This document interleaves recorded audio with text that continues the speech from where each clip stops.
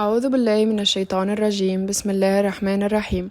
Zamzam of Spiritual Knowledge. Excerpts from the teachings of Shaykh Mohamed Faouzi al-Karkari.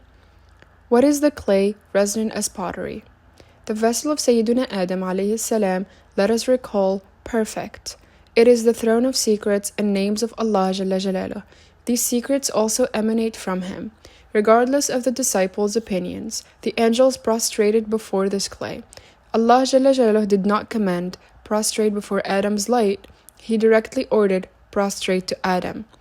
Some exoteric scholars attempted to interpret this as meaning, prostrate before the light of Allah Jalla Jalaluh. However, this interpretation is incorrect.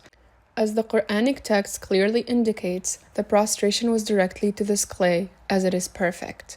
Those unconvinced should refer back to the Holy Quran for their own verification of what Allah Jalla Jalaluh has stated. This clay, akin to pottery, is always found near fresh water sources. Its notable characteristics are its moldability and softness, making it ideal for pottery. Allah Jalla Jalaluh collected earth from near every water source to create Sayyiduna Adam. Therefore, his creation followed that of the earth. Disciple, you should know that the number of pores on our skin corresponds to the number of water sources on earth. Allah Jalla Jalaluh took a drop of water from each source. This earth, made of clay, varies in color from white to black. It also possesses different complexions. It is this diversity that gives rise to various ethnicities.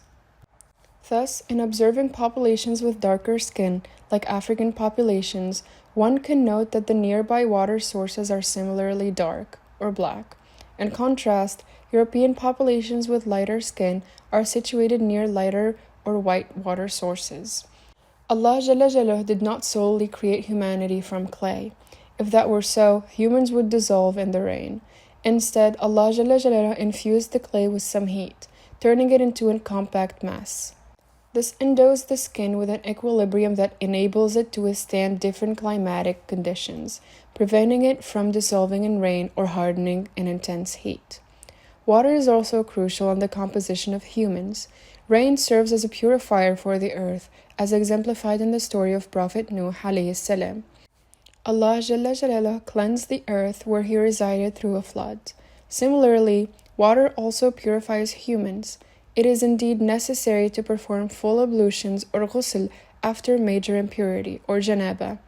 Neglecting ghusl inadvertently clogs skin pores.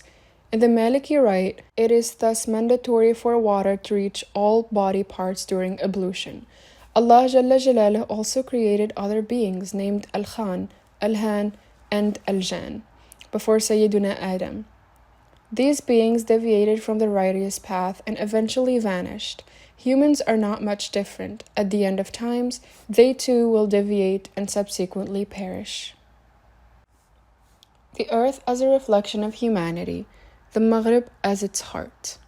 If one seeks to locate a place on earth endowed with a perfect balance of elements, attention must turn to North Africa, more precisely the Maghrib. Despite our customary view of the earth as a globe in geographical maps, it actually mirrors a human being in reality. It possesses a face, hands, and so on. The part representing the chest aligns with the Maghrib.